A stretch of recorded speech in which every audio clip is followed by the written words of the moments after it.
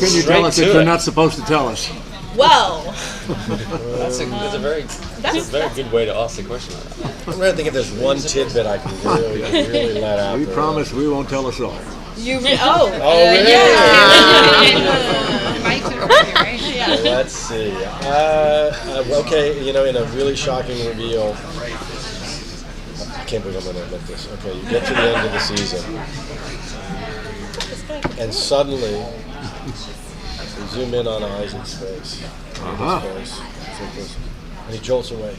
And then you pull out, and he's in a high school auditorium. It's a very bad production of The Crucible. Oh, thank God, it was a dream. That was all fake. all a dream. I did not live that. Were you with hiding your? Yeah. It could be good.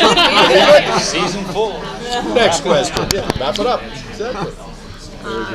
So what is to come for Isaac this season? Because he's really just been hit and over the head constantly, betrayed. You think he has a friend and then he loses it, and you think he has an ally and then he loses that, and he's just constantly Beaten. Gosh, down to the ground and eaten as well. Tell me he rises Gosh. up. Tell me he rises up. Well, I will say that he definitely does rise up this season, and we had a really great scene, episode 11 last year, where he goes into the meeting house and tells the whole of Salem what he thinks about them.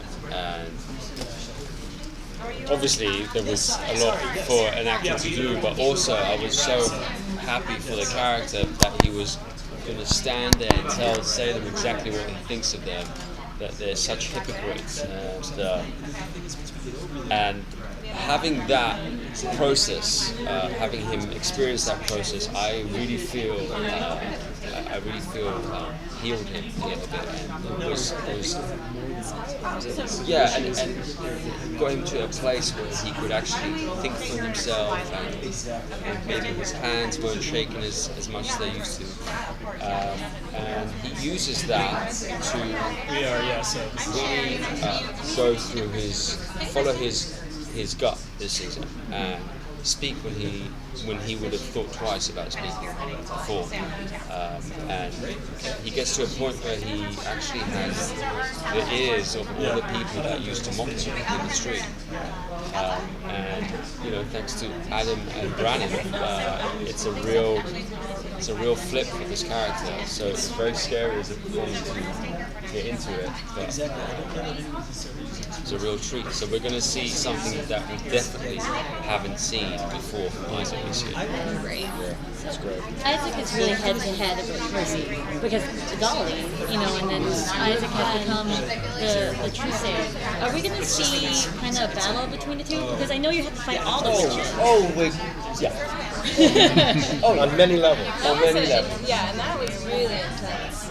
Yeah. It's interesting, because they would. As we were saying before, this is a character who's gone from being a little possessed to becoming self-possessed, to gaining in season 3 some, but also some shades and soul and emotion that we've never seen before. Well, she finds love, And she finds the weirdest way. So what's strange and was one of the things that was most fun to me is we like to never have things be in black and white in this universe that we're playing with. That just as he's coming closest and closest, in some ways to also maybe being able to kind of lay hands on her, I think we become sympathetic in new ways to Mercy, and aren't even so sure we want that to happen anymore. And even he has to learn maybe that revenge is not the same as justice. You say that maybe there's other things There's so many more layers than just revenge.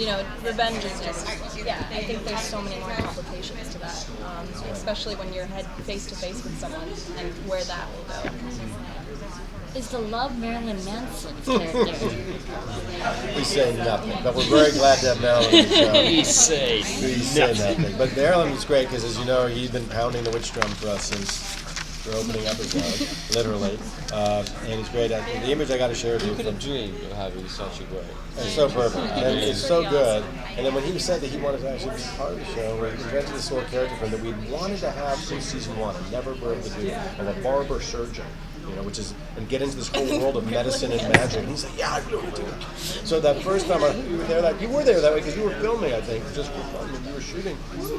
When Marilyn came on the set the first time, and this is a fantastic, realistically done set of a barber surgery filled with like leeches and bits of bodies and all these really weird, bizarre, terrifying looking instruments. Oh yeah, he walks in and looks around and goes, hey, it looks like my place. He's like, yeah, I have one of those, I have one of those, I have one of those, I have one of those, I have one of those. Because he had collected all the same things. We're like, you could have saved us some money and just lent us your collection. Yeah. He felt right at home and he fit right into the world in a really lovely way.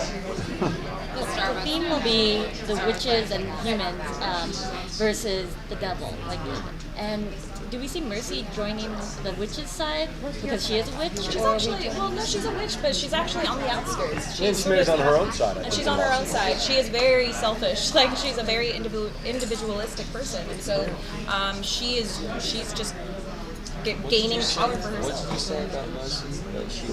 She went from being possessed to self-possessed. Yeah, but and she starts to envision that she might have a different kind of life. I mean, the thing I want to say about this idea of the witches versus the devils is, look, we get, me, granted, everybody who worked in the show, that witches were not servants of the devil. There were witches, but they were tied to other religions and other beliefs. And we tell that story finally in season 3. We tell the story of how the Essex witches, who really were pagans, who went back hundreds and thousands of years in their worship and their belief, ended up getting so sick of being murdered by the Judeo-Christian powers that be and others, that they finally said, okay, to heck with it, and made a deal with the devil to get revenge.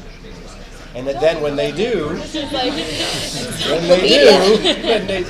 they find the consequences are much to their liking. And surprise, surprise, the devil isn't going to deliver the re-greening of the earth that they dreamt of, and that it's only they who may have a chance of stopping them. And they realize it's the devil who's going to bring everything they actually hate, even more so. Yeah. And that's the funnest part to me, intellectually certainly, about the show. Because also I've been waiting 3 years to say to people out there in the world, yes, we know we are not demonizing witches. Stick with us, understand the history we're playing with, and we're really drawing on a great lot of tradition about what witchcraft was and meant. I think that's a great way to end that. Okay. Thanks, guys. Thank you so much.